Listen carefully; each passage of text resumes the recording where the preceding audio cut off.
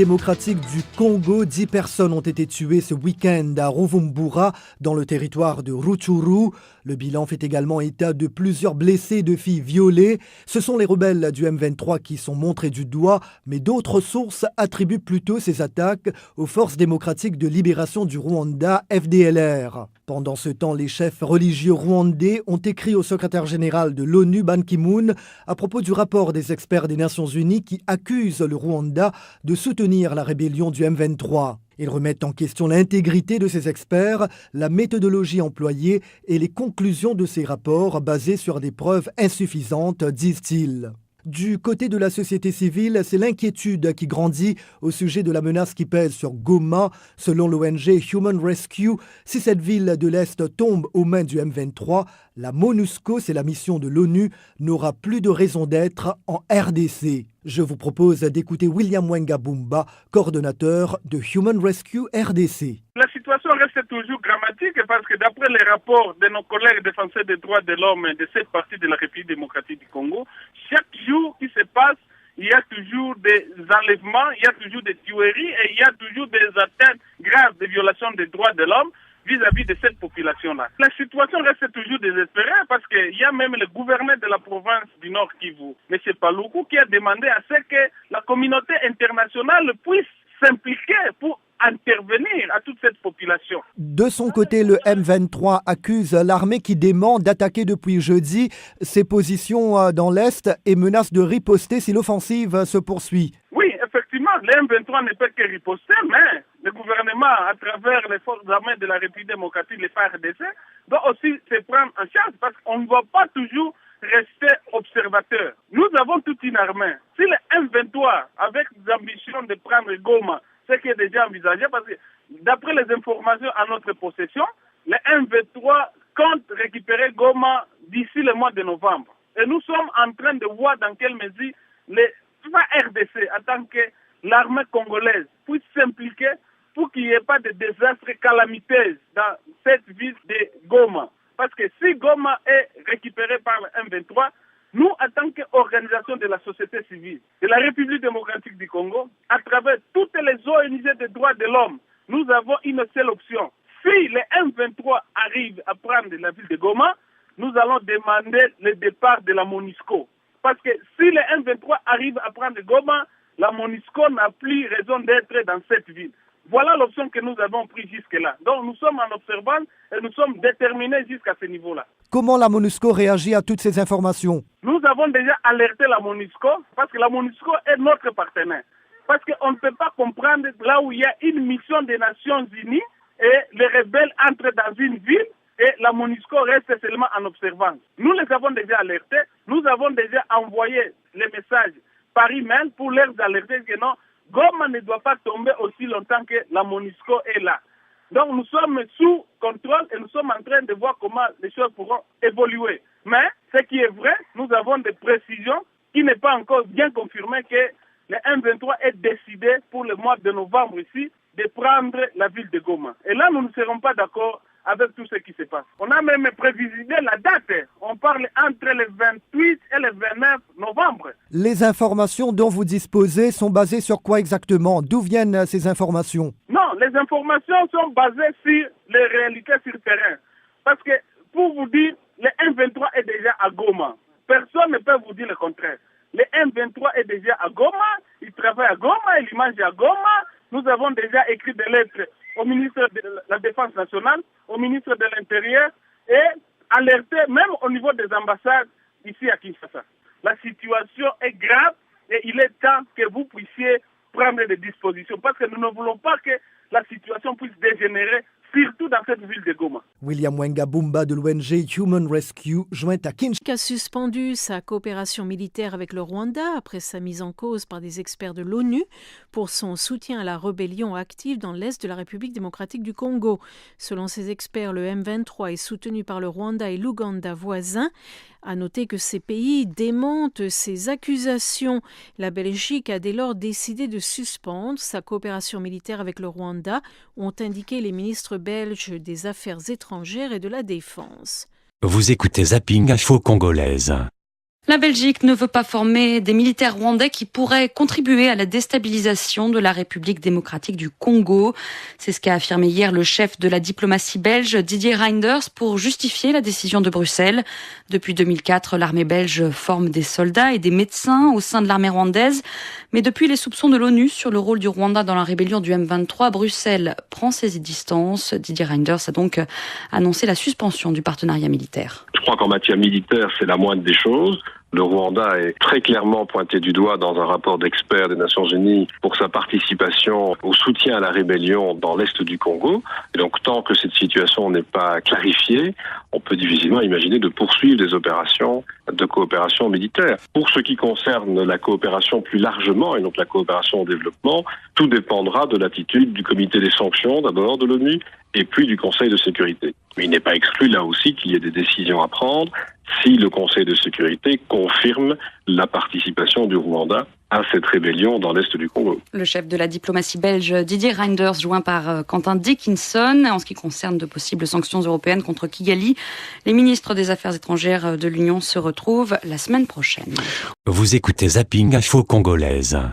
À retenir d'abord cet appel lancé à Goma sur la situation sécuritaire en RDC, appel par lequel les membres de la société civile du Maniema, de la province orientale, du Katanga, du Nord et du Sud Kivu ont exhorté dimanche le comité des sanctions de l'ONU à punir le Rwanda accusé d'agresser et d'occuper une portion du territoire congolais et à éradiquer les groupes armés opérant en RDC comme le M23.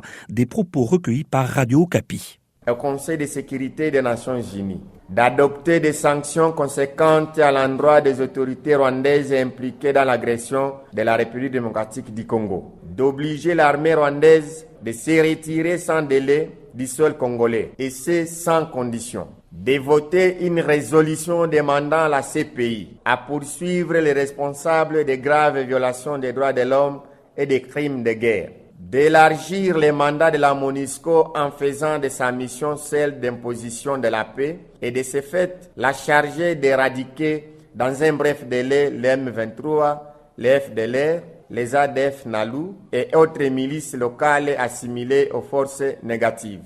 Vous écoutez Zapping Info Congolaise. Et de l'Est, la Belgique a suspendu sa coopération militaire avec le Rwanda après la mise en cause de Kigali par l'ONU pour son soutien à la rébellion du M23, soutien présumé, rébellion du M23 active dans l'Est du Congo. C'est ce qu'a annoncé dimanche le chef de la diplomatie belge, Didier Reynders. La correspondance de François Misser à Bruxelles. La Belgique suspend sa coopération militaire avec Kigali, a annoncé Didier Reynders dans un message sur son compte Twitter. On ne va pas former des militaires qui pourraient contribuer à la déstabilisation du Congo, a expliqué le ministre des Affaires étrangères belge à l'agence Belga. La mesure a surtout une portée symbolique, car la coopération militaire se limite principalement à la formation de quelques élèves officiers rwandais à l'école royale militaire à Bruxelles. Le programme de partenariat entre les deux pays, conclu en 2004, concerne aussi la recherche et la santé. C'est ainsi que de mai à juillet dernier, 2 officiers médecins belges ont séjourné à l'hôpital militaire de Kigali pour y assister les spécialistes en maladies tropicales, précise l'agence Belga. Concrètement, les dernières formations qui devaient encore être dispensées en Belgique en 2012 dans le domaine médical ont été supprimées et aucune nouvelle activité avec le Rwanda n'a été planifiée pour 2013, a indiqué le ministre belge de la Défense, Peter de Crème. Cette suspension de l'aide militaire intervient dans la foulée d'autres prises de position signifiant une volonté de la Belgique de marquer ses distances envers le Rwanda, accusé dans un rapport de l'ONU en cours de validation de soutenir les rebelles congolais du M23. La Belgique s'est par exemple abstenue lors de l'élection du Rwanda au Conseil de sécurité de l'ONU pour la période 2013-2014. Apparemment, Bruxelles ne compte pas en rester là. Selon des sources diplomatiques, Didier Reynders veut proposer lors du prochain Conseil des affaires étrangères de l'UE, le 19 novembre prochain, une suspension de la coopération avec le Rwanda, à l'exception des programmes directement destinés aux populations locales. Cela devrait concerner l'aide budgétaire. L'UE avait déjà suspendu fin septembre les nouveaux projets d'aide au gouvernement rwandais. À Bruxelles, François Misser pour BBC Afrique. Passons chez le grand voisin, la République démocratique du Congo, qui perd chaque année 140 millions de dollars en raison du piratage des appels internationaux entrants. C'est la révélation du ministre congolais des Postes, Téléphones et des Télécommunications, de l'Information et de la Communication, Kinkei Mulumba, a déclaré que l'État congolais est déterminé à mettre un terme à ce phénomène. C'est à cet effet qu'une firme franco-américaine a été engagée pour le contrôle des appels internationaux entrants. Kinkei Mulumba est au micro de notre correspondant à Kinshasa, Lubunga Biaombe.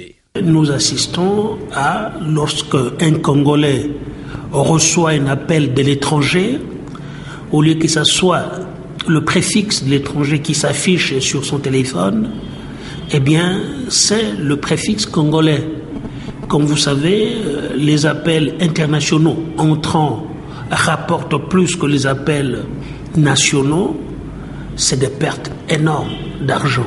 D'autre part, selon les informations que nous avons au niveau d'un centre, j'allais dire des captages qui se trouvent en Angleterre, nous aurions 120 millions de minutes entrantes par mois, mais les opérateurs téléphoniques déclarent 20 millions de minutes. On a fait le calcul que par jour, l'État congolais perd 400 000 dollars, par mois 12 millions de dollars, par an 140 millions de dollars. C'est une fortune. Vous avez déjà identifié les personnes qui font ces opérations? C'est une mafia. Comme vous le savez, la mafia n'est pas identifiable. Et est-ce que vous disposez des moyens techniques nécessaires pour mener cette guerre? Mais malheureusement, nous n'avons pas cette expertise. Les logiciels qui permettent de traquer ces appels, notre régulateur ne les a pas. Nous avons finalement décidé de confier ce marché à un consortium franco-américain. Kinkei Mulumba, ministre congolais des Postes, Télécommunications et des technologies de l'information et de la communication. Vous écoutez Zapping Info Congolaise. À Kinshasa, Jean-Pierre Bemba se fait entendre.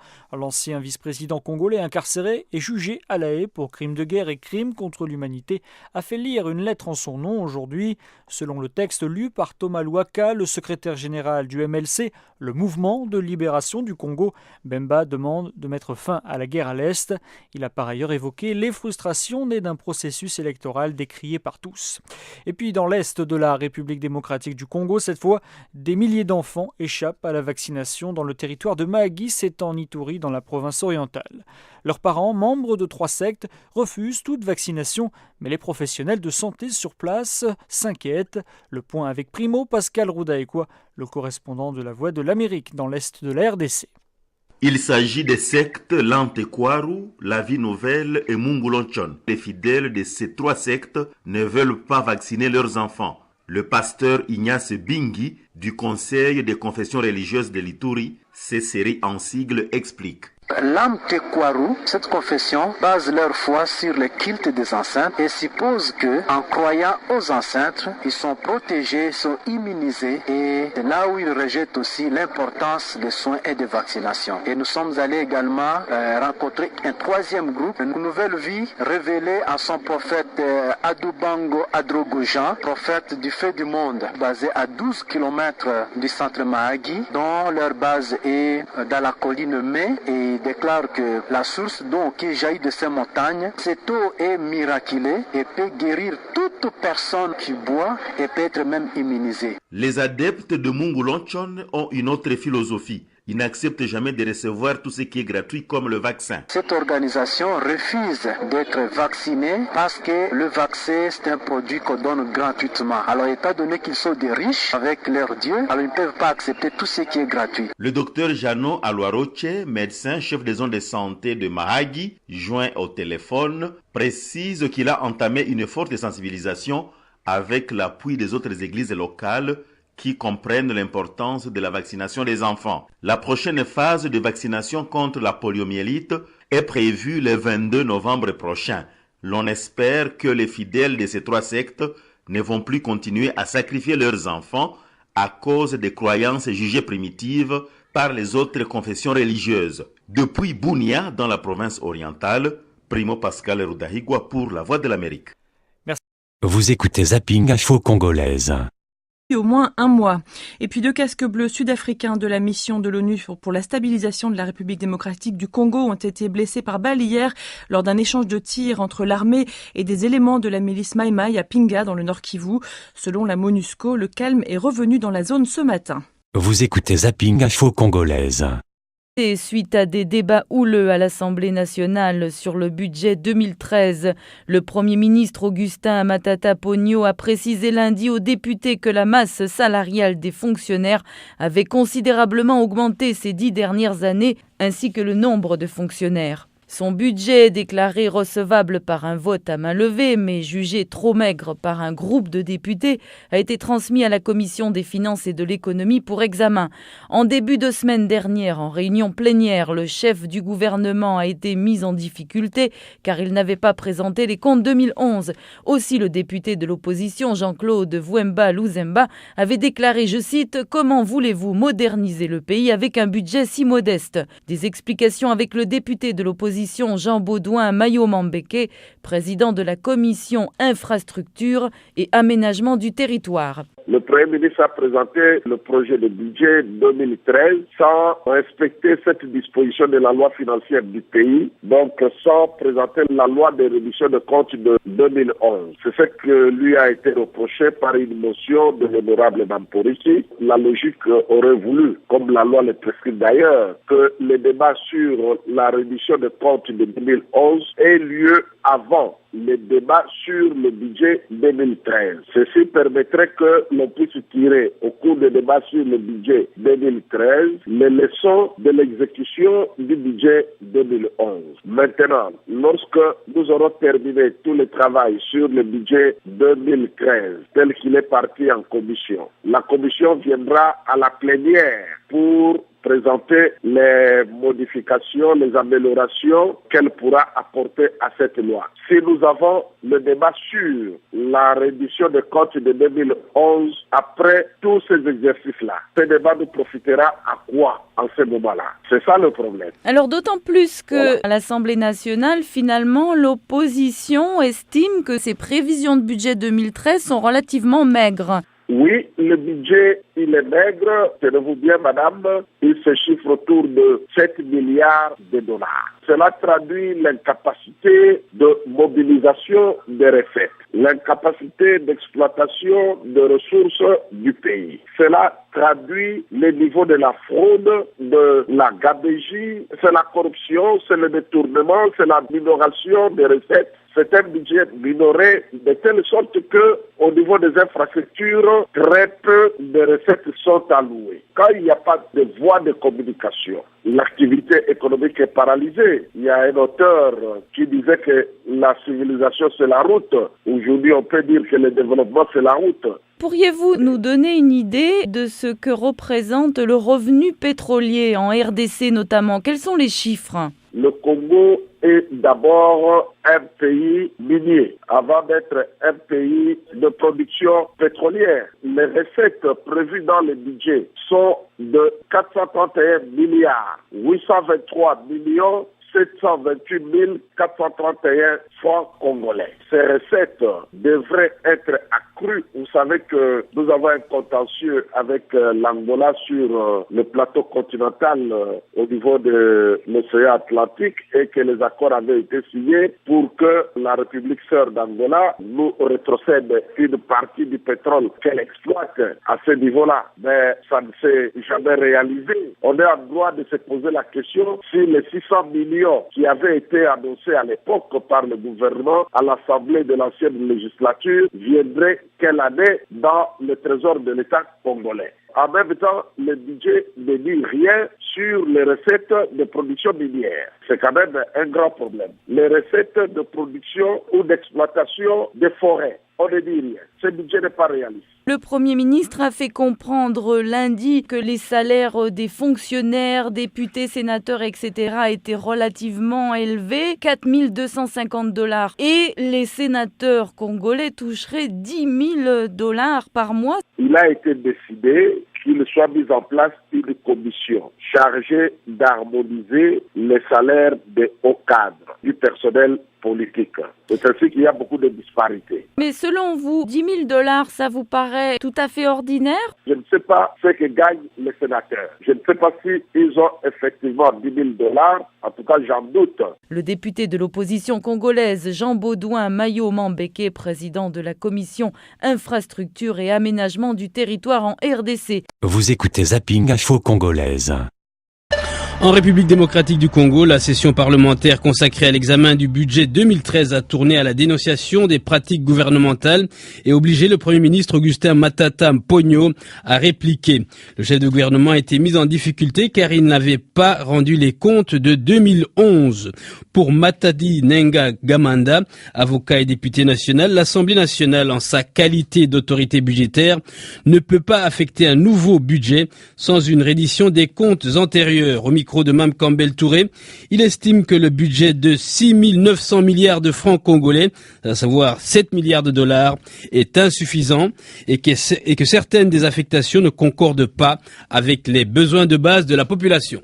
Il y a eu effectivement beaucoup d'interventions des députés. Dans la plupart des cas, c'était pour démontrer que le budget 2013, qui est plus ou moins 6 900 millions de francs congolais, représente à peu près 7 milliards de dollars. Ce budget-là est d'abord trop minime et ensuite il y a beaucoup de postes qui sont inutiles et que certaines affectations sont des affectations qui ne concordent pas avec l'objectif poursuivi, notamment la satisfaction de besoins primordiaux qui sont des besoins sociaux, notamment les salaires des fonctionnaires, la santé et l'éducation. Alors, l'Assemblée nationale a voulu exercer son contrôle sur les comptes de l'État pour l'exercice 2011-2012. Il y a eu un refus de la part du Premier ministre. Comment ressentez-vous cela? Comment vous l'interprétez? Effectivement, ce n'est pas normal parce que l'Assemblée nationale est l'autorité budgétaire. C'est l'Assemblée nationale qui, en dernier ressort, vote le budget. En tant qu'autorité budgétaire, l'Assemblée nationale peut demander la reddition des comptes parce que on ne peut pas vous affecter de nouvelles sommes d'argent sans savoir ce qui a été fait des sommes d'argent affectées antérieurement. Et donc, c'est un contrôle que l'Assemblée nationale exerce sur le gouvernement. En réalité, c'est un refus poli pour dire vous n'aurez pas ça, vous n'allez pas exercer un contrôle sur l'exécution du budget antérieur et que ce genre de refus est poli. Effectivement, ça blesse le fonctionnement de la démocratie. Matadi Nenga Gamanda, avocat et député national de la RDC. Vous écoutez Zapping Info Congolaise. L'ancien vice-président de la RDC, Jean-Pierre Bemba, adresse un message à la nation. Jean-Pierre Bemba est détenu à La Haye. Il est jugé par la Cour pénale internationale pour crimes de guerre et crimes contre l'humanité. Et de sa cellule, il a en effet transmis une lettre à son parti, le MLC. Il s'inquiète de la situation dans l'est de son pays. Bruno Minas. On n'avait plus entendu parler de lui depuis longtemps. Jean-Pierre Bemba, qui vient de fêter ses 50 ans, se rappelle au bon souvenir des Congolais par un message au ton grave. La crise menace l'existence de notre pays, dit-il, ou plutôt fait-il dire au secrétaire général de son parti, Thomas Louaka. Je lance cet appel solennel à la réconciliation, à l'unité et à la cohésion nationale, afin de sauver la patrie en danger. Le message de Jean-Pierre Bemba arrive en plein débat et même en pleine psychose d'un complot de balkanisation de l'Est du pays. Et puis il y a la situation personnelle de l'ancien chef de guerre devenu vice-président puis accusé devant la Cour pénale internationale. Essaierait-il d'amadouer les juges? Pas du tout, répond Jean-Lucien Mboussa, chef du groupe parlementaire MLC. Jean-Pierre Bemba va au-delà et au-dessus de sa situation. Ce qui l'intéresse, c'est pas sa situation personnelle. C'est l'état de la nation, l'avenir des Congolais et l'avenir de la jeunesse. Pour sa part, le gouvernement n'a pas souhaité réagir au message de Jean-Pierre Bemba. Bruno Minas, Kinshasa, RFI. Et la sécurité au Nord Kivu, il en sera question cette semaine à Paris. Le Premier ministre congolais Matata Ponyo sera en visite d'État en France demain jusqu'à vendredi. Vous écoutez Zapping Info Congolaise. Démocratique du Congo. L'Ouganda a fermé son principal poste frontière avec son grand voisin à l'ouest, la RDC. Une réaction des autorités ougandaises irritées d'avoir été mise en cause dans un rapport de l'ONU, accusant l'Ouganda de soutenir la rébellion du M23 dans l'est de la RDC. Dans la ville frontière de Bunagana, l'armée ougandaise empêche quiconque de passer. Le gouverneur de la province du Nord Kivu, Julien Paluku Kahonga, salue cette décision. Selon lui, il était temps que les autorités ougandaises fassent un geste. Nous confirmons effectivement que l'Ouganda a fermé la frontière à Bunagana il y a plus ou moins 3 mois, le gouvernement congolais avait fermé la partie congolaise pour essayer un peu de couper les circuits financiers au M23 qui venaient de récupérer toute localité. Depuis lors, l'Ouganda avait traîné encore les pieds pour devoir fermer cette frontière. C'est la raison pour laquelle une délégation du gouvernement congolais est allée rencontrer le président Museveni pour lui parler effectivement de cette problématique qui constituait une sorte d'appui tacite au M23. Et nous sommes heureux aujourd'hui d'annoncer à toute l'opinion que l'Ouganda vient de réagir. Et c'est un sentiment de satisfaction de la part des autorités congolaises. Une délégation du gouvernement congolais s'était rendue à Kampala pour rencontrer effectivement le président Museveni à ce sujet. Je peux affirmer que le président Museveni n'avait pas encore l'ampleur de cette question par rapport à ce que la frontière serait en train de jouer comme rôle dans l'appui au M23. C'est à la suite des explications de la partie congolaise que le président Museveni avait donné effectivement sa parole d'honneur. 10 jours après, la frontière vient d'être fermée. Julien Paluku Kahondia, gouverneur de la province du Nord Kivu, interrogé par Lubunga Biaombe. Vous écoutez Zapping Info Congolaise. Américain du Trésor a annoncé mardi que les États-Unis ont placé Sultani Makenga, chef des rebelles du M23, sur leur liste noire des personnes physiques ou morales sanctionnées pour leur participation au conflit en République démocratique du Congo.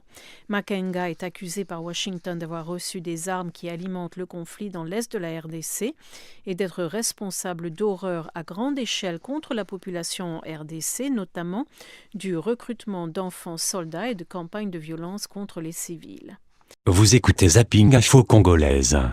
Dans l'est de la RDC, la MONUSCO a signalé hier que 2 casques bleus sud-africains ont été blessés par balle lors d'un échange de tirs avec les Maïmaï Sheka à Pinga dans le territoire de Walikale dans le Nord Kivu en début de semaine. Cet incident rappelle la situation volatile dans la région dominée depuis des mois par la rébellion du M23. Pour faire le point, Nicolas Pinault a joint le porte-parole militaire de la MONUSCO, le lieutenant-colonel Prosper Bass. Compte tenu de l'insécurité qui régnait un peu dans la région de Pinga, suite aux différents accrochages entre les Maïmaï Tcheka et les Maïmaï de l'Alliance pour un Congo libre et souverain du général Chanvier, nous avions déployé à Pinga un renforcement entre autres du contingent sud-africain et des forces spéciales jordaniennes. Lundi, donc aux environs de 5 heures du matin, il y a eu une attaque lancée par les éléments de Maïmaï Tcheka contre les positions FARDC à Pinga. Et c'est dans le cadre de la sécurisation et de la protection des populations civiles que, suite aux échanges de tirs entre les FARDC, l'armée congolaise et les Maïmaï Tcheka, que nous avons eu 2 soldats du contingent sud-africain de la force de la MONUSCO qui ont été blessés. L'un a été blessé par balle et l'autre a été blessé suite aux éclats. La situation sanitaire est stable et il ne court aucun danger. Quelle est la situation ce mardi sur place? Présentement, la situation est revenue à la normale parce que nous avons d'abord héliporté un renforcement de forces spéciales rapides. Et en plus de cela, les hélicoptères d'attaque de la MONUSCO aussi ont décollé pour surveiller la zone. Concernant une autre rébellion, évidemment, le M23. Aujourd'hui, quelles sont les positions du M23 autour de Goma? Le M23, c'est le statu quo. Le M23 est toujours dans la zone qu'il occupe, à savoir dans le Rotchuru.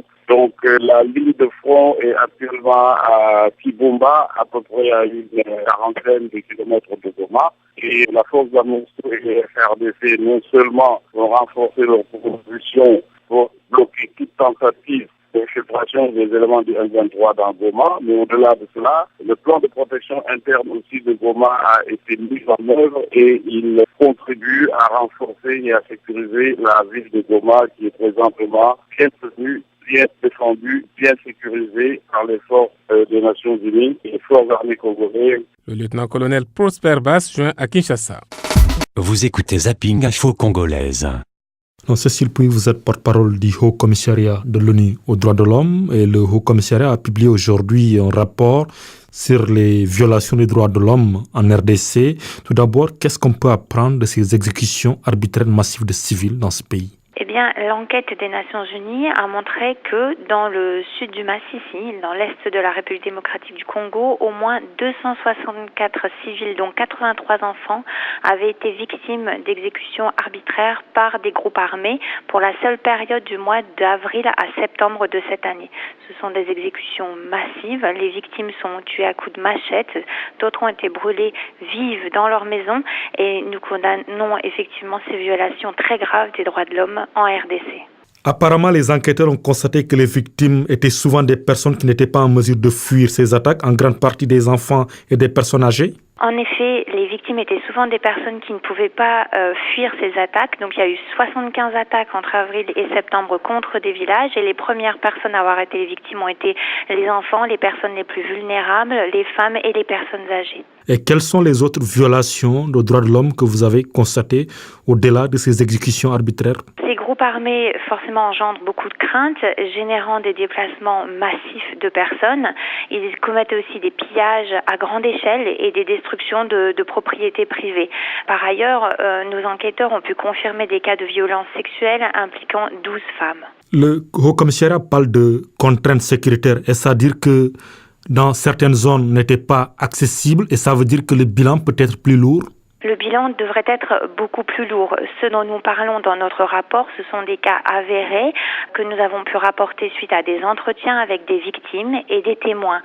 Malheureusement, du fait de ces contraintes sécuritaires, les enquêteurs n'ont pas pu confirmer d'autres allégations de violation des droits de l'homme qui leur avaient été rapportées et on s'attend à ce que le nombre réel de victimes soit beaucoup plus élevé. Et qui sont les auteurs de ces violations de droits humains en RDC? Il y a différents groupes armés impliqués. Les Raya Mutomboki, alliés aux Mai Mai, sont les responsables de la plupart des meurtres, qui ont d'ailleurs été perpétrés avec beaucoup de violence. Il y a aussi d'autres groupes armés d'opposition, les Nyatura, souvent associés avec les forces démocratiques de libération du Rwanda, les FDLR, qui ont également tué des civils. On a l'impression quand même que selon les groupes, les civils étaient ciblés d'avance. Par exemple, les civils tués par les Rai Mutomboki étaient d'origine ethnique Hutu, alors que ceux tués par les Nyatura étaient de l'ethnie Tembo. Donc c'est comme si c'était des meurtres prémédités. En effet, les attaques qui ont été lancées étaient des attaques ciblées, systématiques contre des civils et basées sur leur appartenance ethnique, qu'elle soit réelle ou supposée. Et cela à des fins essentiellement politiques ou économiques. Et dans vos recommandations, le Haut-Commissariat appelle les forces de sécurité congolaises, mais aussi avec le soutien de la communauté internationale, de mettre fin à ces violations de droits humains. Est-ce quelque part pour dire que les forces de sécurité ne font pas bien leur travail? Alors, les forces de sécurité ont été tiraillées lors de la création du groupe de M23 au mois d'avril entre différents fronts. Il y a certains endroits du territoire où elles se sont redéployées pour faire face à cette nouvelle rébellion. Il en a résulté un vide sécuritaire et plusieurs groupes armés ont profité de ce vide sécuritaire pour étendre leur zone d'influence. Par la suite, l'armée congolaise a redéployé des unités entre juillet et septembre dans les zones les plus touchées par ces violations, mais il reste beaucoup à faire pour rétablir la sécurité dans le sud du Massissi et protéger les civils de manière efficace. Cécile Pouy, merci beaucoup. Je vous remercie. Vous écoutez Zapping Info Congolaise. L'ONU et les États-Unis prennent donc des mesures contre Sultani Makenga, le chef du M23. Cette rébellion déstabilise l'est de la République démocratique du Congo depuis plusieurs mois et le M23 est accusé d'exactions répétées contre les habitants. Les États-Unis viennent d'inscrire Sultani Makenga sur leur liste noire des personnes impliquées dans la guerre en République démocratique du Congo.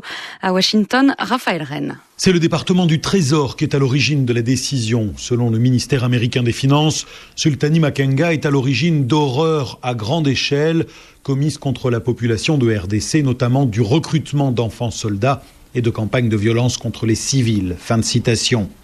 Le Trésor américain affirme également que le M23 a reçu des cargaisons d'armes en violation de l'embargo international qui vise la République démocratique du Congo. En conséquence, les éventuels avoirs que le chef du mouvement pourrait détenir aux États-Unis sont gelés et tout ressortissant américain qui engagerait des relations commerciales avec Sultani Makenga s'exposerait à des poursuites judiciaires. L'ONU a également engagé des sanctions contre le chef du M23. Une interdiction de voyager et le gel de ses avoirs ont été émis par les Nations Unies. Sur son compte Twitter ce mardi soir, l'ambassadrice américaine à l'ONU se félicitait de ces deux décisions. Ces sanctions contre Sultani Makenga montrent que le monde ne restera pas inactif devant les atrocités commises sous ses ordres par le M23, écrit Susan Rice. Le 19 octobre, le Conseil de sécurité de l'ONU avait exprimé son soutien aux experts onusiens qui accusent dans un rapport le Rwanda et l'Ouganda d'armer le M23. Raphaël Rennes, Washington, RFI. Et autre région de la RDC où les habitants sont victimes de groupes armés, le Katanga, dans le sud du pays. Depuis plusieurs mois, les milices Maïmaï s'en prennent aux civils. À Mitwaba, Manono, Malembad, Koulou ou encore Pweto, les habitants vivent dans la crainte des pillages et des viols. Et quand l'armée intervient, ils sont pris entre deux feux. Le président de l'ONG Justicia, maître Timothée Mbouya, demande le retour de la MONUSCO et l'aide des autorités congolaises. Le gouvernement doit suffisamment mettre des moyens à la disposition des forces armées de la République démocratique du Congo qui sont stationnées dans les différents territoires. Donc non seulement mettre des moyens humains, mais aussi moyens matériels et financiers importants. Ensuite, les troupes de la MONUSCO, le contingent casque bleu de la MONUSCO, ont la mission de pouvoir apporter un appui aux institutions de la République démocratique du Congo, notamment au FARDC, pour les cas d'espèce. Et la troisième chose, nous demandons à la MONUSCO de pouvoir déployer des forces ou des contingents de manière permanente dans ces zones. Parce que déjà, la présence de ces éléments la semaine passée dans le territoire de Mitwaba avait contribué à une certaine accalmie et à la réduction sensible des cas de violation des droits de l'homme. Des propos recueillis par Olivier Roger. Toujours en RDC, dans l'affaire Chebeya, les proches du militant des droits de l'homme sont divisés. Divisés sur la stratégie à adopter dans le procès en appel des assassins présumés du président de l'ONG La Voix des Sans-Voix. La haute cour militaire de Kinshasa refuse de faire comparaître le général John Numbi, le chef de la police au moment des faits en 2010, qui est pourtant le suspect numéro 1 selon les proches de Floribert Chebeya. Pour protester contre cette décision, les membres de l'ONG La Voix des Sans-Voix ont décidé de se retirer du procès en déclarant qu'ils ne participeraient pas à une parodie de justice. Mais d'autres, dans le camp des partis civils, ne partagent pas cet avis. Ainsi, le réseau Renadoc des ONG de défense des droits de l'homme veut continuer à assister à ce procès. À Kinshasa, Bruno Minas. Même si c'est un procès sans aucune promesse de vérité, même si c'est une parodie de justice, il faut y aller quand même. Le Renadoc partage le constat de La Voix des Sans-Voix, mais n'est pas d'accord avec la solution de jeter l'éponge. Il ne faut pas quitter ce procès, dit le responsable du Renadoc, Fernandez Murola, parce qu'il est nécessaire d'aller jusqu'au bout avant de faire appel à la justice internationale. La motivation principale pour laquelle nous restons, c'est parce que nous devons absolument épuiser la procédure au niveau interne. Et si la procédure n'est pas épuisée au niveau interne, nos plaintes au niveau externe ne seront pas recevables. Le réseau des ONG de droits de l'homme reçoit un soutien de poids dans sa décision, celui de la sœur aînée de Floribert Chebeya, Adélaïde Chebeya. On n'a pas à déposer les armes. On ne dépose pas les armes avant de faire la guerre. Donc, nous continuons, nous voulons savoir la vérité. Malgré la mauvaise foi, nous voulons avoir la lumière par la voie de la justice. La prochaine audience du procès en appel a été fixée au 27 novembre. Bruno Minas, Kinshasa, RFI. Vous écoutez Zapping Info Congolaise. La République démocratique du Congo, au lendemain de l'annonce par l'ONU et les États-Unis de sanctions contre le chef militaire de la rébellion du M23, le colonel Sultani Makenga a déclaré à la presse qu'il était innocent des exactions dont on l'accuse. C'est du moins ce que rapporte l'agence France-Presse. L'officier rebelle serait coupable de graves violations, notamment de violences contre les civils, selon Washington, qu'il a placé sur une liste noire des personnes physiques ou morales sanctionnées pour leur participation au conflit dans l'est de la RDC. Ces avoirs ont été gelés, une mesure également prise hier par l'ONU qui a ajouté une interdiction de voyage contre Makenga. Que dire de l'opportunité et de l'efficacité d'une telle décision? C'est la question que j'ai posée au représentant du Haut Commissariat aux droits de l'homme de l'ONU en RDC, Scott Campbell. Je pense que c'est un bon pas en avant dans la lutte contre l'impunité. M. Makenga est bien connu comme auteur de multiples violations des droits de l'homme. Depuis longtemps, notre bureau a suivi et documenté les violations que lui-même il a commises ou pour lesquelles il a la responsabilité dans la chaîne de commandement. Mais nous estimons que ce n'est pas uniquement M. Makenga qu'il faudrait mettre sur cette liste de sanctions. Il y a d'autres personnes au sein de M23 d'ailleurs qu'il faudrait ajouter. Mais en tout cas, notre réaction est positive. Nous pensons que ça donne un message assez clair à tous ceux qui violent les droits de l'homme en RDC. Quelle peut être vraiment l'efficacité de telles sanctions? Bon, je pense pour lui, ça rend les voyages d'abord très compliqués hors de la RDC. Et deuxièmement, s'il a des biens ou des comptes bancaires à l'étranger, ils peuvent être immédiatement gelés. Et donc, certainement, ce sont des mesures assez concrètes et qui, je pense, donnent un message aussi concret. La presse internationale rapporte la réaction du porte-parole du gouvernement de Kinshasa qui dit qu'il faudrait qu'on aille jusqu'aux sources, c'est-à-dire au Rwanda. C'est son point de vue. Pour nous, en termes de Bureau des droits de l'homme, comme je disais, nous sommes très positifs, mais certainement il faut aller plus loin et notamment ajouter à cette liste d'autres membres des groupes armés en RDC qui sont responsables pour les violations des droits de l'homme. Parlant de droits de l'homme, je crois qu'un rapport a été publié ce mercredi. Pouvez-vous nous en parler? Tout à fait. Ce matin, nous avons publié un rapport qui relève des graves violations des droits de l'homme commises au sud du territoire de Massissi, à l'est du pays, où nos équipes, à travers 6 missions d'enquête, ont documenté au moins 264 cas des exécutions arbitraires, des exécutions commises par des groupes armés contre les civils, principalement les groupes armés qui sont connus comme les Raya Mutamboki et des Mai Mai Kifua, mais aussi les membres de FDLR et aussi les groupes communément nommés comme des Niatura. Les personnes les plus souvent ciblées étaient des mineurs, des enfants, les femmes et les personnes âgées. Cela démontre la gravité de la situation si tout ce qui est dit dans ce rapport est confirmé. Tout à fait. Et nous avons confirmé un grand nombre des exactions très sérieuses dans une zone géographique relativement limitée, donc dans plusieurs groupements au sud du territoire de Massissi, et pendant la période d'avril jusqu'au septembre de cette année. Donc une période relativement courte et un niveau des exactions que nous n'avons pas vu en RDC au moins dans les 2 dernières années. Et qu'est-ce qui expliquerait cela, selon vous? Principalement, ce sont des conflits autour des questions de la terre et le pouvoir économique ou politique, phénomènes qui ne sont pas du tout nouveaux dans les RDC, mais ce qui a exacerbé la situation, c'est le phénomène M23. Avec la création de M23, nous avons vu un redéploiement de l'armée congolaise de cette zone et d'ailleurs de plusieurs zones à l'est et à travers le pays pour faire face aux menaces présentées par le M23.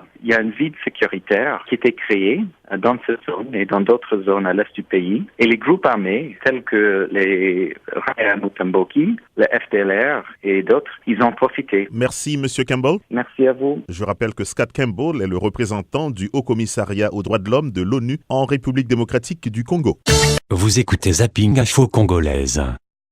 Les autorités congolaises se disent à moitié satisfaites des sanctions prises par le gouvernement américain et l'ONU contre le chef des rebelles du M23, Makenga Sultani.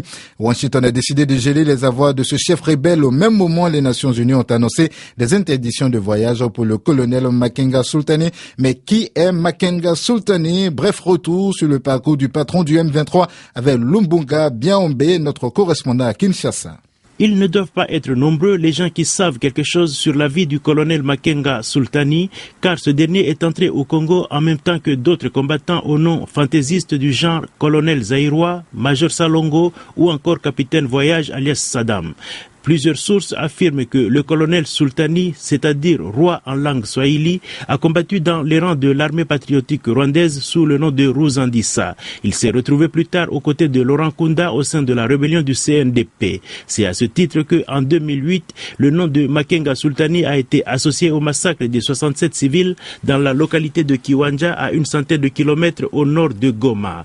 Lors de l'arrestation de Laurent Kunda par les autorités rwandaises en 2009, Makenga Sultani Sultani est resté fidèle à Bosco Ntaganda, avec qui il partage la réputation d'être des hommes sans pitié que Human Rights Watch n'hésite pas à qualifier d'une belle collection d'assassins notoires. C'est le 3 mai 2012 que Makenga Sultani a créé sa propre rébellion, mais beaucoup de gens pensent que lui et ses hommes se sont révoltés suite aux indications selon lesquelles le président Joseph Kabila s'apprêtait à livrer Bosco Ntaganda à la Cour pénale internationale. À la tête du M23, Makenga Sultani est accusé de plusieurs crimes tels que l'enrôlement des petits-enfants, assassinats et autres pillages.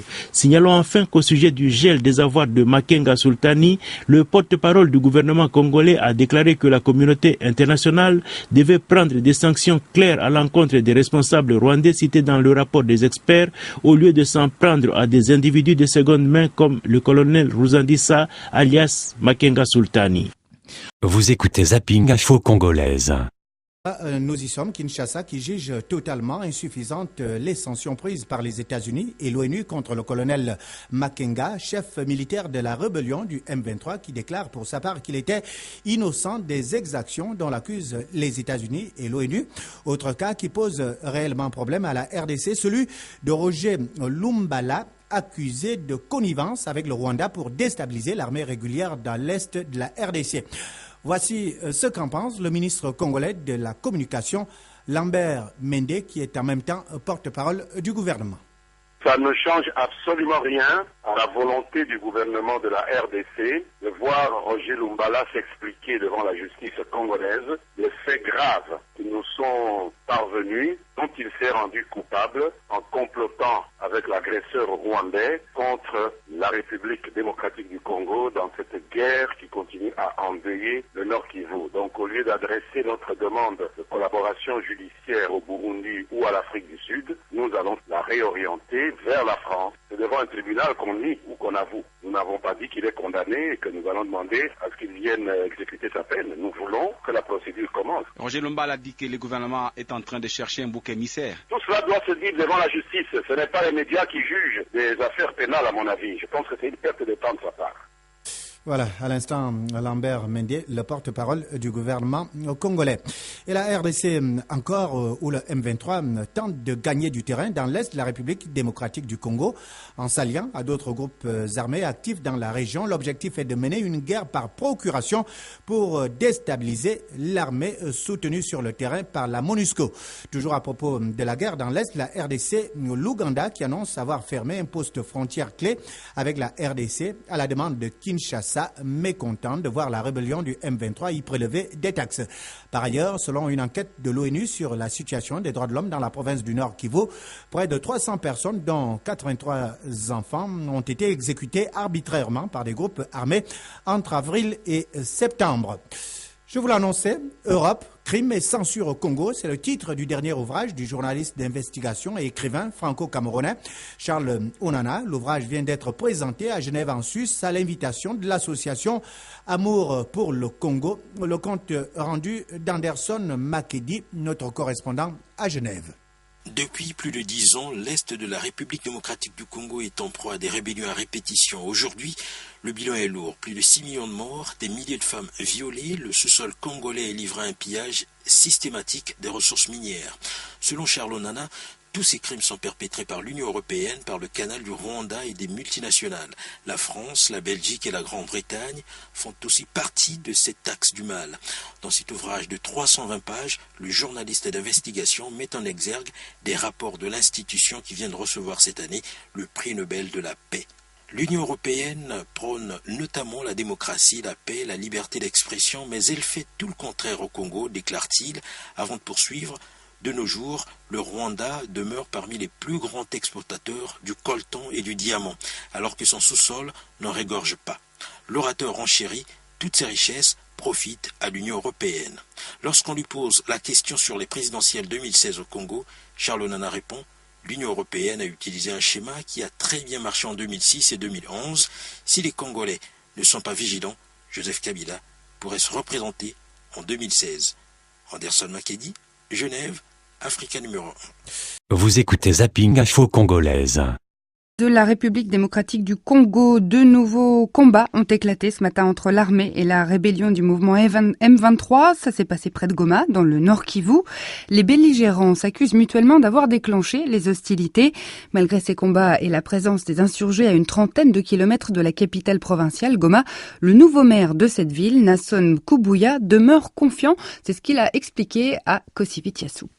Les autorités du pays, au niveau de Kinshasa, avaient pris des précautions pour que la tension qui était vive dans la ville ne donne pas l'occasion aux rebelles du M23 de prendre la ville de Goma. C'est ainsi que moi, qui étais déjà passé député national dans cette même ville de Goma, j'ai été obligé de retourner à Goma sur instruction de la haute hiérarchie, c'est-à-dire le gouvernement du pays, pour devenir le maire de la ville de Goma. Monsieur Kubuya, voilà, tel que vous venez de le dire, mais la même hiérarchie qui vous a nommé aujourd'hui maire, c'est la même hiérarchie qui vous a empêché de siéger tout votre mandat à l'Assemblée nationale. Oui, moi quand j'ai fait ma politique, je me nomme le sacrifice du peuple et porte-parole des opprimés. J'ai ma devise selon laquelle il faut que les choses changent, c'est possible. Et donc, sous cette idéologie-là, je suis prêt à servir mon pays partout où la hiérarchie peut m'envoyer. Et pour le cas précis, j'ai accepté de perdre mon mandat pour rentrer à la base et servir comme maire de la ville. Et comment vous vous sentez en tant que maire de la ville de Goma, une ville qui est confrontée à tous ces problèmes, à une rébellion qui menace de prendre la ville à tout moment? Bon, vous m'avez connu, j'étais activiste des droits de l'homme, de la société civile. J'ai aussi travaillé lorsqu'il y avait la guerre du CNDP comme rapporteur technique de la commission de conciliation CNDP gouvernement provincial, et donc je suis habitué aux tensions, je suis habitué aux travaux de terrain. C'est pourquoi je vous dis qu'à Goma, lorsque j'ai été nommé maire de la ville, vite j'ai commencé la campagne de sensibilisation à la cohabitation pacifique pour discuter, initier des dialogues sociaux avec l'opposition, avec la majorité. Et voilà, ce sont là les stratégies qui m'ont aidé à stabiliser la ville. À ce jour, les menaces sont là bien sûr, mais nous allons recouvrer la paix. Goma ne tombera pas. C'était donc Nasson Kubuya, le maire de la ville de Goma. Vous écoutez Zapping Info Congolaise. Bord donc cette visite à Paris du Premier ministre de la RDC. Matata Ponyo sera reçu aujourd'hui au ministère des Affaires étrangères et il rencontre demain son homologue Jean-Marc Ayrault. Une visite prévue de longue date qui n'a rien à voir avec un effort de réconciliation. Car si les déclarations de François Hollande à Kinshasa le mois dernier ont déplu au pouvoir congolais, les relations du Premier ministre Ponyo avec la France sont excellentes. Bruno Minas. Quand François Hollande est venu à Kinshasa pour le sommet de la francophonie, c'est le Premier ministre Augustin Matata Ponyo qui est venu l'accueillir tôt le matin à l'aéroport. Et ce même 13 octobre au soir, c'est encore Matata Ponyo qui a raccompagné le président français à son avion. Entre les deux hommes, les échanges ont été chaleureux, rien à voir avec la bouderie ostensible en présence du président Kabila. D'ailleurs, Matata Ponyo n'apparaissait pas dans les parages des rencontres avec Kabila. C'est un peu cela le positionnement du Premier ministre. Il n'est pas dans les affaires conflictuelles. Les droits de l'homme, la crise à l'Est, les batailles post-électorales, il s'en tient à l'écart. Il joue sur un autre registre, le développement économique, le climat des affaires, la stabilité monétaire. Matata Ponyo a toujours eu de bons rapports avec les bailleurs de fonds occidentaux et notamment les Européens. Il tient à les conserver. Sa visite en France était d'ailleurs prévue bien avant celle du président français à Kinshasa. Bruno Minas, Kinshasa, RFI. Dans l'est de la République démocratique du Congo, les équipes des Nations Unies disent assister ces derniers mois aux crimes les plus graves que la région ait connus depuis longtemps. En 5 mois, près de 300 personnes ont été exécutées par des miliciens. Parmi ces personnes, 83 enfants. D'après les enquêtes de l'ONU, ces victimes sont mortes quand leurs villages ont été attaqués par tel ou tel groupe en fonction de leur appartenance ethnique. Trop faibles, trop jeunes ou trop vieilles, elles n'ont pas pu s'enfuir. L'ONU décrit des exécutions d'une extrême violence et appelle les autorités à prendre des mesures immédiates pour protéger les populations. Vous écoutez Zapping Info Congolaise. Dans un rapport publié mercredi, le Bureau conjoint des Nations Unies aux droits de l'homme en République démocratique du Congo détaille une série de violations des droits humains commises dans le Nord Kivu entre avril et septembre 2012. Ces crimes incluent des cas documentés de viol et de mutilation sexuelle. Je condamne dans les termes les plus forts possibles ces attaques brutales, a déclaré la représentante spéciale du secrétaire général chargée de la question des violences sexuelles en conflit, Zainab Hawa Bangora. Elle a appelé le gouvernement kabila à prendre immédiatement des mesures supplémentaires adéquates pour rétablir la sécurité et assurer la protection des civils. Dans un communiqué. Vous écoutez Zapping Info Congolaise. L'Ouganda a annoncé hier la fermeture du poste frontière de Bunagana à la demande des autorités de Kinshasa. En effet, les autorités congolaises se plaignent de la collecte des taxes par les rébellions du M23. Pendant ce temps, sur le terrain, le service jésuite des réfugiés s'inquiète des violences dans le territoire de Massissi. Selon le JRS, l'armée congolaise a déserté la région dans sa lutte contre le M23. Depuis, les affrontements entre les groupes armés des communautés Houndé et Hutu reprennent de plus belle. Écoutez les précisions de Danilo Gianese du service jésuite des réfugiés. Congolaise, en fait, a laissé beaucoup de positions à l'intérieur du territoire de Massissi. Et en fait, des groupes armés rebelles ont profité de cela pour mener des actions et des incursions. Et nous, le GRS, on a des équipes sur le terrain qui sont toujours là. Et dans les dernières semaines, en fait, on est vraiment en train de voir beaucoup de violences qui est en train vraiment d'affecter la population. Et il y a des enfants, des femmes, des hommes qui continuent à perdre la vie. Et il y a un mouvement massif de population. Donc nous, on a décidé de faire ce communiqué de presse simplement pour attirer l'attention sur ces personnes vulnérables qui sont là et qui sont des innocents. C'est pour cela qu'on a décidé de parler publiquement et de témoigner ce qu'on voit avec nos yeux tous les jours. Danilo Gianese du service jésuite des réfugiés était joint à Goma. Par ailleurs, la communauté internationale maintient la pression sur le Rwanda, accusé, vous le savez, par un rapport des Nations Unies de soutenir la rébellion du M23. Les pays occidentaux, États-Unis en tête, ont notamment suspendu leur aide militaire à Kigali.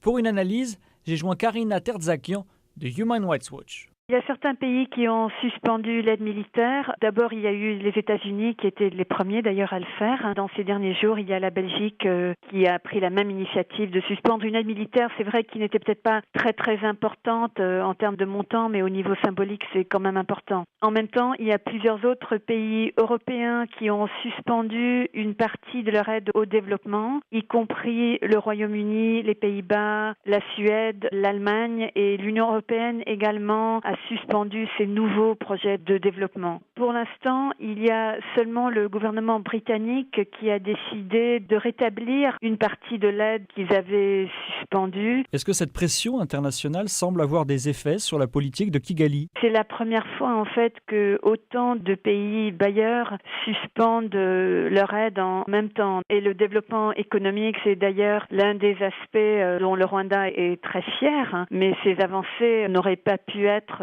accompli de la même manière sans cette aide internationale. Il faut d'ailleurs qu'on se rappelle que presque la moitié du budget national du Rwanda provient de l'aide étrangère.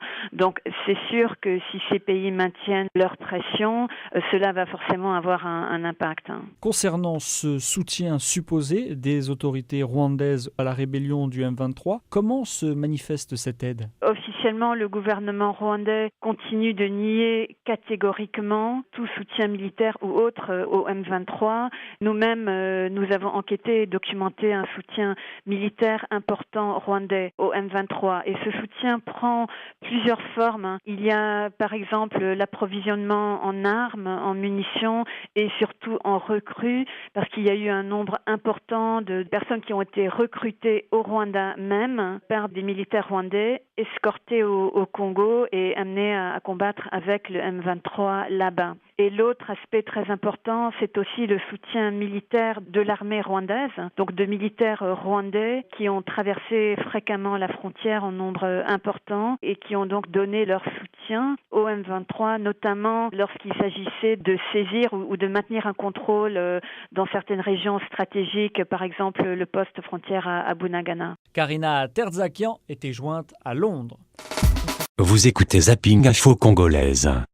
Les tirs se sont tus vers la fin de la matinée, mais jusque dans l'après-midi, les habitants de Nyiragongo disent entendre encore quelques tirs sporadiques dans la localité de Gassizi, à la frontière avec le Rwanda, en partie nord-est du territoire du Nyiragongo, le secteur par lequel les rebelles du M23, venus par le parc national de Virunga, ont lancé cette attaque contre les FARDC tôt ce jeudi, signalent les sources administratives et civiles dans ce territoire.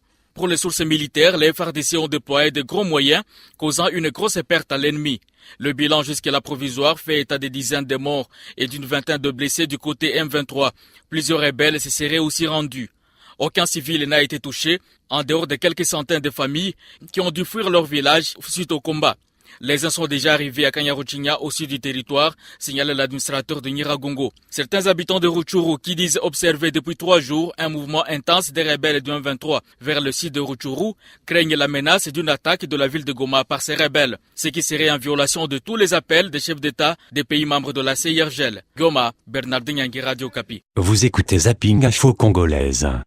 C'est fin de la trêve officieuse entre l'armée congolaise et le groupe rebelle M23. Suite à une accalmie de près de 3 mois, de violents combats ont éclaté dans l'est du pays. Les deux parties s'accusent mutuellement de lancer des attaques.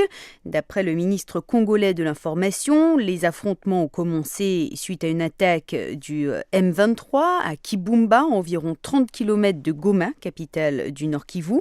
Les rebelles ont essayé de prendre la direction de Goma, mais ont été arrêtés par les troupes congolaises aidées par les casques bleus de l'ONU, a déclaré Lambert Mende.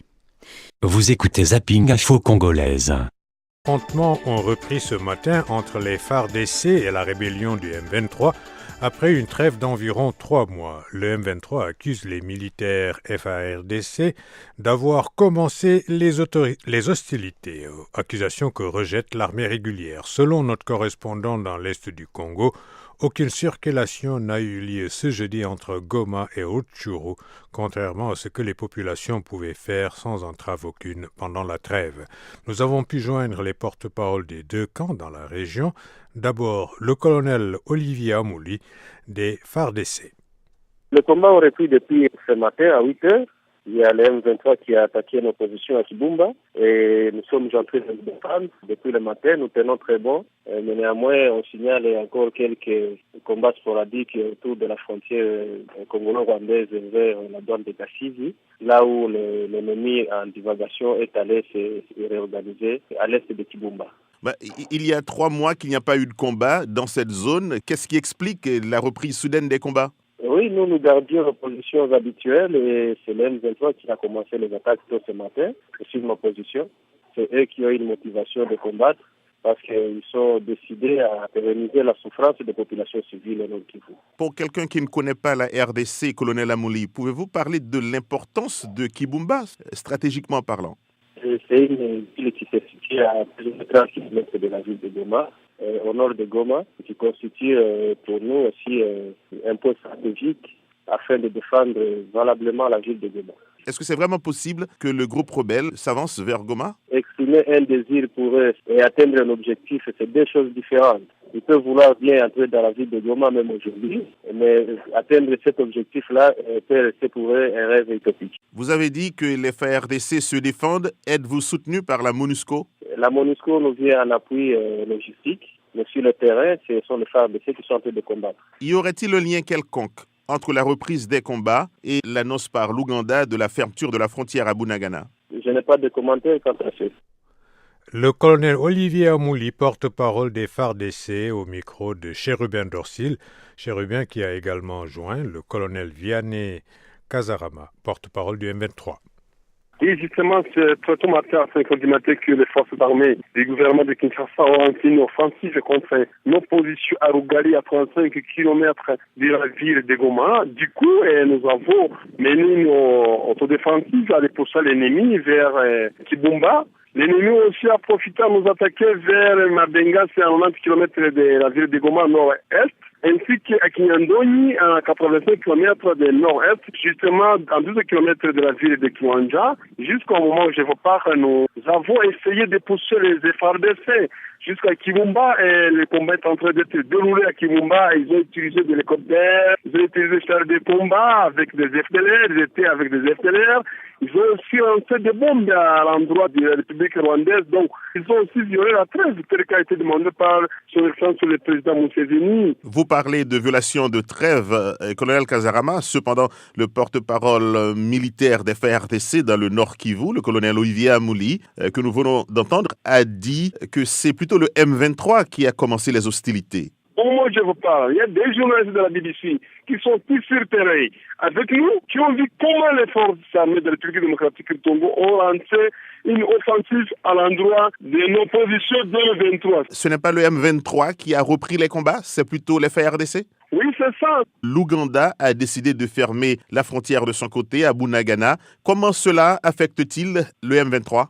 Comme ils ont fermé, c'est bon pour nous. Comment c'est bon pour vous? Cela ne va-t-il pas entraîner un manque à gagner pour le M23 qui contrôlait la partie congolaise de la frontière? Non, nous ne sommes pas venus pour chercher l'argent ou chercher les espaces. Nous sommes venus pour réclamer nos droits qui est noble. Ce n'est pas le problème de l'argent. Nous avons abandonné de l'argent à Kinshasa, à Goma, à Bukavu, et nous avons aussi de l'argent parce que nous sommes des fils du Congo. Le Congo est riche.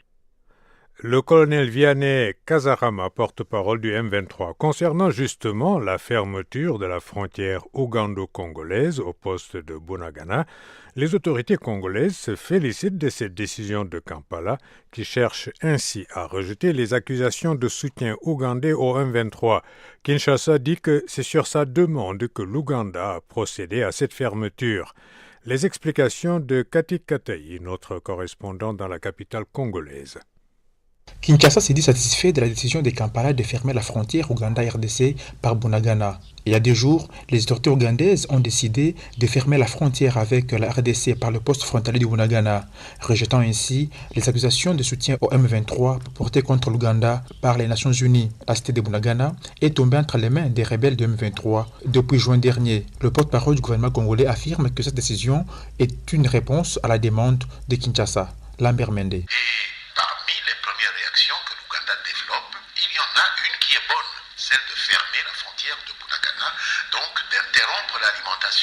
En moyens financiers, en moyens logistiques de ces gens qui sont les faire-valoir du Rwanda. C'est une bonne chose et nous espérons que l'Ouganda ira jusqu'au bout, c'est-à-dire sanctionner les personnes de nationalité ougandaise qui sont citées dans ce rapport, mais c'est déjà un bon début. Le gouvernement congolais minimise les conséquences économiques et sociales qui peuvent découler de cette fermeture. Soyez certains qu'il existe d'autres points de frontière que ceux qui sont au Rwanda. Parce qu'il y a le Grand Nord, il y a Kasindi, Pondo et tout ça. Donc il y a encore possibilité d'aller en Ouganda. Il y a le lac Albert sans nécessairement passer par le Rwanda. Concernant les sanctions des Nations Unies et des États-Unis d'Amérique contre le colonel Sultani Makenga, le chef de la rébellion du M23, le porte-parole du gouvernement salue ces sanctions mais demande un peu plus. Makenga n'est que fruit de cette action que le Rwanda a décidé d'entreprendre chez nous. Donc frapper Makenga, ce n'est pas détruire l'arbre de la déstabilisation du Nord Kivu. Il faut frapper les officiels rwandais qui sont cités dans le rapport. L'M23 de son côté continue à nier être à la base des exactions dans la partie qui est sous son contrôle. Cathy Katayi, Kinshasa, La Voix de l'Amérique. Vous écoutez Zapping Info Congolaise. Démocratique du Congo, la trêve entre l'armée et les rebelles du M23 a été plus brutalement rompue dans l'est du pays. Un bilan 113 morts côté insurgés selon le gouverneur de la province du Nord Kivu. Un peu plus tôt, le porte-parole du gouvernement a annoncé 51 victimes. Selon le M23, les combats ont commencé dès le matin à Rougari avant de se poursuivre autour de Kibumba avec, d'après Kinshasa, des tirs dans les localités de Gassindi et Outé près de la frontière avec le Rwanda. Après une période de 3 mois relativement calme, les affrontements ont donc repris de plus belle, mais difficile encore d'en connaître l'origine, chaque camp accusant l'autre d'avoir tiré le premier, Laurent Corot. Selon les rebelles du M23, le mouvement du 23 mars, ce sont les FARDC qui ont engagé les combats hier, à l'aube, alors que jusqu'ici une trêve relative était observée. Le lieutenant-colonel Vianney Kazarama, le porte-parole militaire du M23, affirme que ses troupes n'ont fait que se défendre. C'est le gouvernement de Kinshasa qui ont commencé à nous attaquer. Ils ont violé les trêves, tel qu'a été demandé par son excellence le président ougandais, M. Museveni. Je ne sais pas ce qui se passe dans le gouvernement de Kinshasa. Nous sommes pour la paix. Nous avons demandé qu'il y ait un dialogue Mais le gouvernement, il rejette en bloc tout ce que nous demandons. Version radicalement différente des autorités congolaises. Pour le porte-parole du gouvernement, Lambert Mende, les forces armées congolaises ont répondu à une agression dirigée par le voisin rwandais. Pour nous, le M23 n'est pas en cause comme tel, c'est juste des petits mercenaires. Nous avons en face de nous les RDF, Rwandese Defense Force. Tous les corps qui ont été ramassés portent des uniformes de RDF, il n'y a pas d'uniforme M23 que nous sachions. Et donc le M23 c'est une fiction, ils sont en train de nous distraire inutilement. Ce n'est pas au moment où nous sommes en train de conclure le plan opérationnel d'une force internationale neutre que nous allons nous mettre à la saborder, poursuit Lambert Mende. Pour le responsable, ce sont ceux qui craignent cette force neutre, à savoir le Rwanda et le M23, qui ont eu intérêt à déclencher les combats. Et à cette reprise des violences s'ajoute ce nouveau rapport onusien édifiant sur le sort des civils dans le Nord Kivu. Selon cette enquête, au moins 264 personnes, dont 83 enfants, ont été exécutées arbitrairement par des groupes armés. Des crimes commis entre avril et septembre. Et tout au long du texte, les mêmes noms reviennent, ceux des groupes armés Raya Mutomboki et Nyatura. Les témoignages décrivent leurs attaques contre des villages, les habitants, souvent des enfants donc, mais aussi des personnes âgées, massacrées à coups de machette ou encore brûlées vifs. Des attaques également ciblées sur base ethnique. Alors comment ces violences peuvent se dérouler en toute impunité? Cécile Bouillet, porte-parole de la haut-commissaire aux droits de l'homme de l'ONU. Selon elle, le conflit entre l'armée et le M23 a entraîné un vide sécuritaire dans la région. Lors du redéploiement de l'armée congolaise pour lutter contre le groupe M23 qui était nouvellement créé au mois d'avril, il y a eu un vide sécuritaire qui a permis à ces groupes armés d'accroître son emprise sur des territoires. Alors face à ces exactions, l'armée congolaise a redéployé plusieurs unités dans les zones touchées entre juillet et septembre et un nombre d'initiatives ont été entreprises, l'établissement de bases militaires temporaires, le déploiement de patrouilles pédestres, mais il reste beaucoup à faire et le fait de placer en justice les personnes qui sont responsables de ces exactions est absolument crucial pour mettre fin à cette impunité rampante. Le rapport met clairement en avant des groupes, il revient à la justice congolaise de mener son enquête avec le soutien offert par les Nations Unies pour identifier clairement les personnes responsables. Alors la MONUSCO couvre une très large territoire et est intervenue pour aider à mettre fin à ces exactions, mais il est clair que le risque d'intensification de ce conflit à connotation ethnique est absolument réel et un renforcement des patrouilles pourrait être souhaitable. Cécile Bouillet, porte-parole de la commissaire aux droits de l'homme de l'ONU, elle répondait à Nathalie Amar. La situation dans l'Est est aussi l'un des thèmes de la visite du Premier ministre congolais en France. Pour son dernier jour de déplacement à Paris, Augustin Matata Ponyo a rendez-vous tout à l'heure avec le chef du gouvernement français Jean-Marc Ayrault. Hier, il a rencontré le ministre des Affaires étrangères Laurent Fabius et la ministre déléguée à la francophonie Yamina Benguigui. Après la polémique du sommet de la francophonie à Kinshasa et la froideur entre les deux pays, ce déplacement vise à réchauffer les relations bilatérales. Le Congo espère le soutien de la France face à la rébellion du M23. Augustin Matata Ponyo veut aussi plaider en faveur de son pays dans les progrès réalisés selon lui en matière de démocratie et de droits de l'homme. Charlotte Hydrac. C'est le début d'une nouvelle histoire entre la France et la RDC, estime la ministre Yamina Benguigui. Oublier les tensions et les critiques du président français lors du sommet de la francophonie. Je pense qu'il y a eu beaucoup de fantasmes autour des relations tendues. Le président arrive, on a beaucoup commenté sur son attitude, etc. Mais il y avait deux choses très claires. Les convictions de la France sur ces questions de droits de l'homme, elles sont dans le marbre. Et puis, la prise de position du président Hollande sur la guerre à l'Est. Il a mis de la lumière sur ce conflit. Il ne le lâchera pas. Et justement, après 3 mois de trêve, les combats ont repris hier dans le Nord Kivu entre l'armée et le M23. Augustin Matata Ponyo attend de la France un soutien ferme en faveur de son pays aux Nations Unies. Je viens d'avoir des réunions très importante. Je crois que la France réaffirme sa volonté de pouvoir soutenir la RDC dans la résolution rapide de ces conflits. Et la France est parmi les 5 membres permanents du Conseil de sécurité. Et donc, la voix de la France, ça compte. Et la RDC compte sur la voix de la France. Et Kinshasa souhaite notamment que les responsables rwandais cités dans le rapport d'experts de l'ONU soient sanctionnés. L'une des grandes affaires de droits de l'homme en ce moment au Congo, c'est bien sûr l'assassinat de Floribert Chebeya. Hier, le réseau Avocats sans frontières a annoncé qu'il se retirait du procès des assassins du défenseur des droits de l'homme et de son chauffeur Fidel Bazana.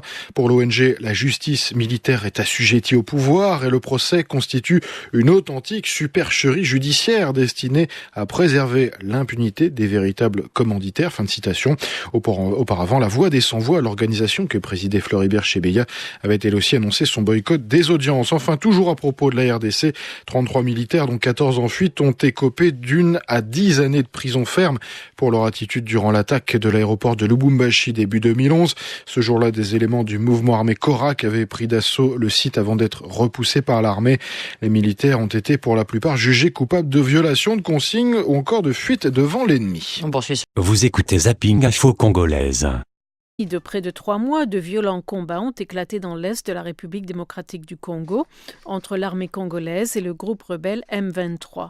Ces combats auraient fait au moins 44 morts. Près de Goma, le gouverneur du Nord Kivu, Julien Paluku, a déclaré à l'agence France Presse que 113 rebelles ont péri. D'après le ministre congolais de l'Information, les affrontements ont commencé suite à une attaque par le M23 à Kibumba, à environ 30 km de Goma. Le M23 accuse l'armée congolaise d'avoir déclenché les dernières violences. Vous écoutez Zapping Info Congolaise. République démocratique du Congo. Dans la province orientale, le chef de la milice FRPI, ou Force de résistance patriotique en Ituri, a tourné le dos au FARDC. Depuis le mois de mai dernier, le général Amouli Baïgwa, chef d'état-major chargé des opérations au sein des FARDC, a été instruit par le président Joseph Kabila de convaincre le chef de la FRPI, le général Cobra Matata, d'intégrer les forces armées nationales. Le processus a démarré par plusieurs rencontres entre les deux généraux à Guéti, avec l'implication des communautés de l'Ituri. Environ 800 miliciens étaient déjà identifiés et regroupés pour une intégration au sein des FARDC avant que Cobra Matata ne se rétracte le 20 octobre dernier.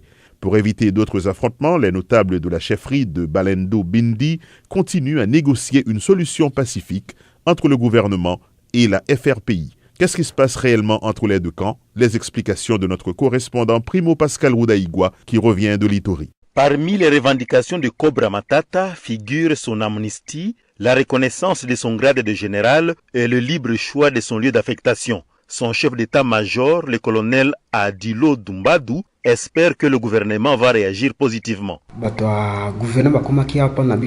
Les officiers militaires du gouvernement sont arrivés ici pour nous sensibiliser, puis ils sont rentrés à Bunia. Nous attendons toujours une réponse adéquate au cahier de charges déposé sur la table du gouvernement.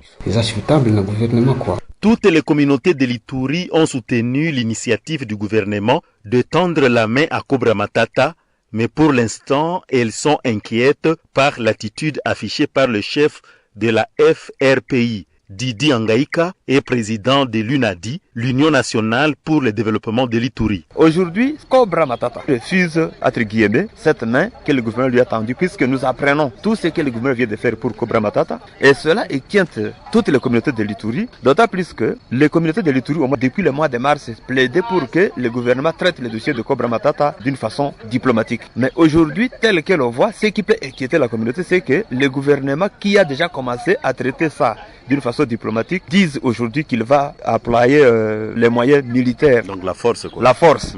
Alors c'est cela qui inquiète toutes les communautés de l'Ituri. Les communautés de l'Ituri demandent au gouvernement d'être patient au lieu d'envisager une solution militaire. Le gouvernement a fait de l'assistance, le gouvernement a donné tout ce que Cobra a réclamé. Nous voulons que le gouvernement aille sur cette même lancée, qu'il donne peut-être un peu de temps aux communautés pour essayer de convaincre Cobra, pourvu qu'il n'y ait pas effusion de sang. Aucun Iturien ne veut voir le sang couler encore sur le sol de l'Ituri. Le général Amouli Baïgwa Dieudonné, chef d'état-major chargé des opérations au sein des FARDC, a donné un ultimatum à Cobra Matata qui a expiré la semaine passée. Pour éviter de nouveaux affrontements, les notables de Guéti continuent à sensibiliser leurs enfants à l'intégration dans l'armée régulière. Depuis Guéti, dans le territoire d'Irumu, Primo Pascal Roudaïgwa pour La Voix de l'Amérique. Vous écoutez Zapping Info Congolaise. Les combats ont donc repris hier entre la rébellion du mouvement du M23 et l'armée de la République démocratique du Congo, reprise des combats près de Goma dans l'est du pays. Et les deux camps se rejettent la responsabilité d'avoir rompu une trêve qui durait depuis maintenant 3 mois, Ibrahim Ali. Selon le gouvernement congolais, les forces armées congolaises ont répondu à une agression dirigée par les voisins rwandais. Il affirme notamment que les soldats retrouvés morts sur le champ de bataille portaient des uniformes de l'armée rwandaise. Du côté de la population civile, on enregistre des milliers de déplacés. Simone Kazungu, député provincial du Nord Kivu. La population, il y a eu un déplacement massif hier de la population. Des zones de combat, donc Kibumba, les gens sont descendus. Il y a d'autres qui se sont ajoutés au camp de Kanyaruchinya, qui est à une douzaine de kilomètres de la ville de Goma. Mais la population, il y a une autre partie qui est descendue jusque dans la ville de Goma, dans quelques quartiers comme Majengo. Alors c'est une situation vraiment catastrophique parce qu'ils n'ont pas d'aide et il n'y a personne qui leur vient à secours.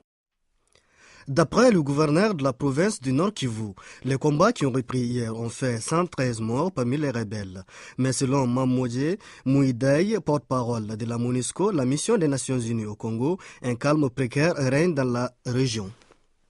On n'est pas en position de dire qui a commencé le combat. Nous regrettons que les hostilités ont repris parce qu'il y a plusieurs médiations en cours en ce moment dans la région et nous aurions préféré que une solution pacifique soit trouvée à ça. Et nous espérons que ça ne va pas durer et que les armes vont se taire bientôt pour privilégier les voies pacifiques. Nous observons qu'il y a une trêve sur le front, ce qui est un bon signe. Les combats ont créé des déplacés internes additionnels, comme c'est toujours le cas. C'est pour ça que nous déplorons chaque fois qu'il y a des combats dans cette zone. Cette reprise des affrontements survient alors que le comité des sanctions des Nations Unies est réuni pour envisager des mesures individuelles contre des responsables rwandais et ougandais accusés par l'ONU d'avoir aidé la rébellion. Merci Ibrahim Ali. Tandis que le Rwanda continue donc d'être montré du doigt, la ministre rwandaise des Affaires étrangères Louise Mushikiwabo a condamné la reprise précisément des combats dans le Nord Kivu. Vous écoutez Zapping Info Congolaise. Combat d'hier entre les FARDC et le M23 autour de Goma ont occasionné de nouveau le déplacement d'environ 700 familles en province de Kibumba sur la ligne de front. Ces familles sont arrivées aujourd'hui dans le camp de déplacés de Kanyaruchinya, à une dizaine de kilomètres de la capitale du Nord Kivu. Pendant ce temps, on a observé aujourd'hui une accalmie dans les combats, alors que les FARDC et les rebelles du M23 continuent de tenir leur position initiale. De Goma, notre correspondant sur place, Primo Pascal Rodahigwa.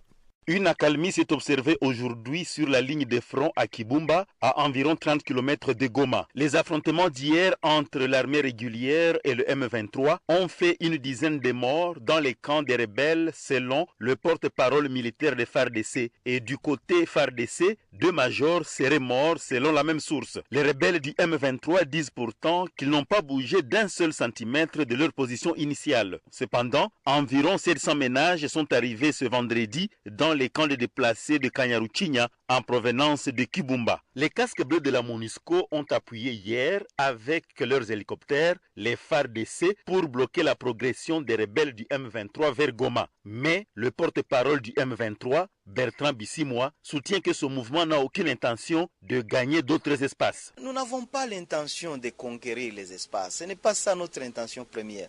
Notre intention, c'est d'envoyer un signal fort au gouvernement de Kinshasa, de lui dire que la population a besoin qu'il puisse résoudre ces problèmes. Les activités se poursuivent normalement dans la ville de Goma et les FARDC continuent à se déployer autour de la ville. Goma, Primo Pascal Rodahigwa, La Voix de l'Amérique. Vous écoutez Zapping Info Congolaise.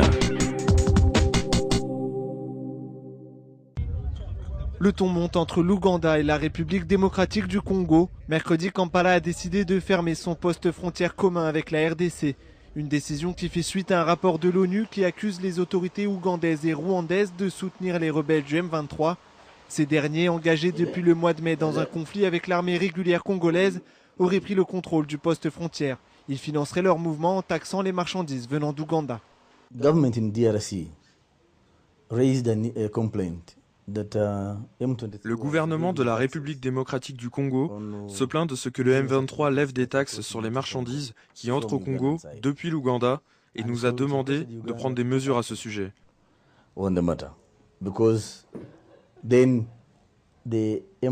C'est pourquoi le gouvernement ougandais a décidé de fermer notre côté de la frontière.